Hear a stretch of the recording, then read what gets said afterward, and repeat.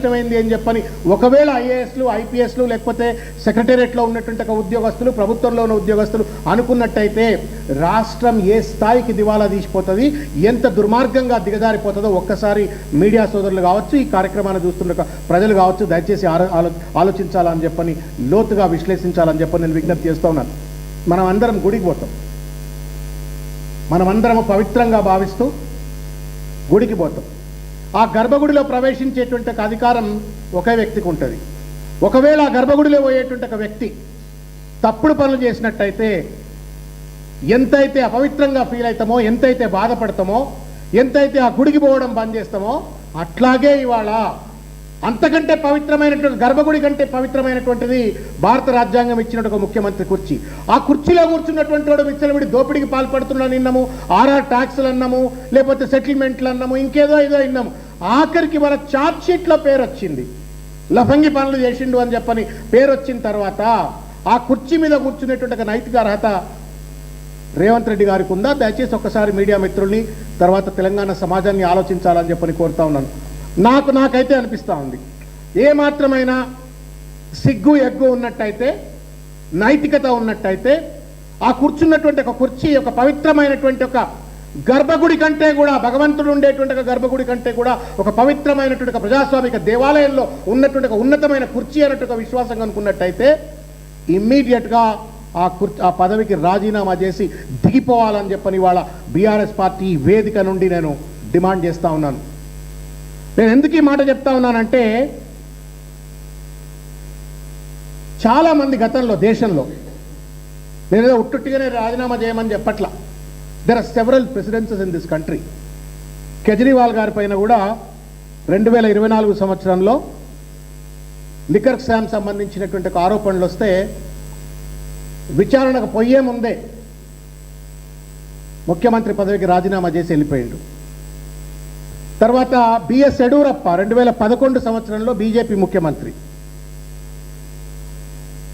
ఆయనను మైనింగ్ సంబంధించిన అంశం పైన లోకాయుక్త రిపోర్ట్లో ఆయన పేరు వస్తేనే ఆ రోజు ఉన్నటువంటి ఒక బీజేపీ అతన్ని రాజీనామా చేయించింది, ముఖ్యమంత్రి పదవిలో కూర్చోడానికి అనర్హుడు అని చెప్పని.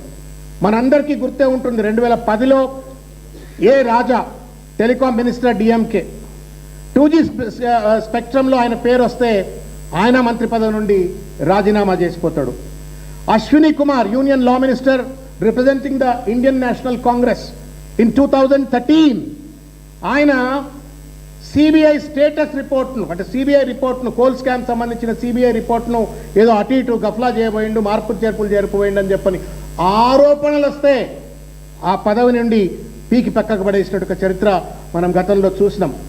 Pawan Kumar Bansal in 2013 representing the Congress party, ఆయన అల్లుడు, ఆడెవడో అల్లుడట, రైల్వే డిపార్ట్మెంట్లో పోస్టులు అమ్ముకుంటుండో అని చెప్పిన ఆరోపణలు.